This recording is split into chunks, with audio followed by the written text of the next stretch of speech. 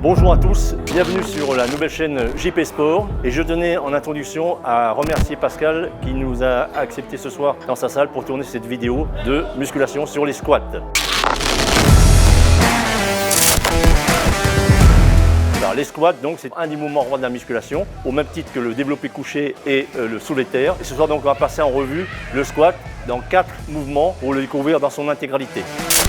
Première version du squat, la version base, jambes légèrement écartées. Je passe sous la barre, je le cale bien sur les épaules, je me dégage de la rampe à squat. J'écarte les jambes légèrement, j'ouvre un peu les pieds. Après, vous descendez, bas, posez bien, remontez. Descendez, remontez. Donc vous pouvez très bien resserrer les mains ou les écarter à votre convenance, mais ne les écartez pas trop. Ce qui est important, c'est que le genou descende dans l'axe du pied, le bas du dos bien droit, et vous remontez en expirant. L'expiration se fait toujours pendant l'effort, donc vous descendez en inspirant et vous remontez en expirant. Vous pouvez très bien descendre, contracter là et remonter ensuite. Essayez de ne pas rester trop les fesses en arrière en fin de mouvement. Essayez de ramener le plus possible en position verticale. Ce que l'on voit souvent, c'est un petit peu ça, c'est-à-dire que vous faites le squat, et je remonte et je reste dans cette position-là. Essayez d'éviter cette position-là, essayez de revenir le plus possible vertical. Alors pour cette deuxième variante, en squat, je vais vous montrer les fentes avant. Exercice très connu et je vais vous montrer comment on les pratique au mieux et pourquoi. Donc la fente, c'est toujours pareil. On se positionne toujours de la même manière. On va chercher la barre sous la cage. On se centre bien surtout, on met ça sur ses épaules et on recule. On se met ici en sécurité au-dessus de la garde. Je vais avancer ou reculer une des jambes pour avoir un écart assez important quand même, hein. Et je vais essayer de garder une stabilité en gainant. Je descends toujours en inspirant et je remonte en soufflant. J'inspire, je souffle. J'inspire, je souffle. J'inspire, je souffle. Je passe à la jambe opposée. Je cherche ma stabilité. J'écarte pas trop les jambes ici. Je les laisse le plus possible dans l'axe.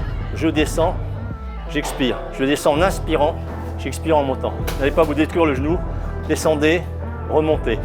Descendez, soufflez en remontant. Pour les fentes, vous avez 2 angles d'attaque et 2 résultats différents. Plus je vais avancer ma jambe avant, et plus je vais solliciter l'ischio, jambier, partie arrière de la jambe, de la cuisse et les fessiers. Ceux qui sont capables d'aller un peu plus loin, tant mieux.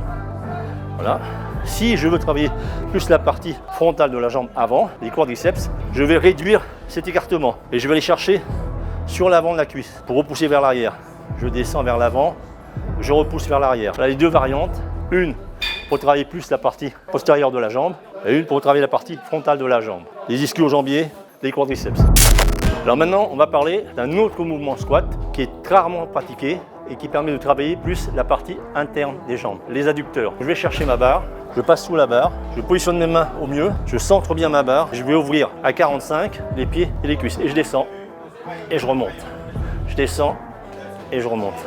Je descends et je remonte. Je descends en inspirant et je remonte en soufflant. Donc avec cet exercice, vous allez solliciter plus la partie intérieure des jambes. Un peu de souplesse, je descends et je remonte. Je descends en inspirant et je remonte en expirant. Très important, la souplesse. Je reviens encore là-dessus parce qu'il ne faut pas que vous soyez des handicapés de la culture physique. Il faut que vous pratiquiez toujours à pleine amplitude. Et vous allez découvrir des sensations nouvelles, vous verrez. Donc là, pour cet exercice-là, il faut bien s'échauffer et ça demande beaucoup de souplesse au niveau des hanches et des genoux. Vous voyez là, je descends. Il ne faut pas que je serre trop les genoux. Il faut que je reste écarté et je remonte. Oui.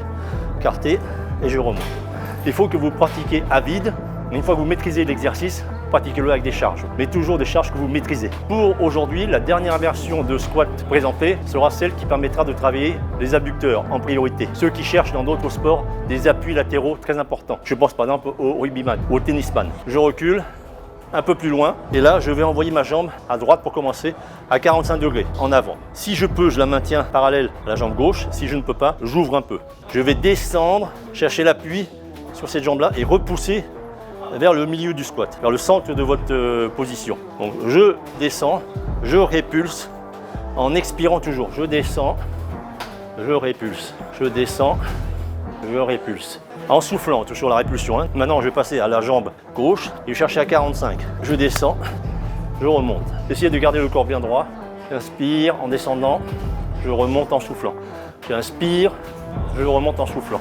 J'inspire, je remonte en soufflant. Alors c'est un exercice qui demande beaucoup d'échauffement et un peu d'habitude avant de vous lancer. Ça c'est un exercice qui demande un peu de maîtrise et surtout de souplesse des articulations parce que vous travaillez dans un peu diagonal, ce qui n'est pas très naturel. Faites donc très attention à ça, échauffez-vous bien. Et on vous parlera dans d'autres vidéos d'échauffement spécifique pour les jambes.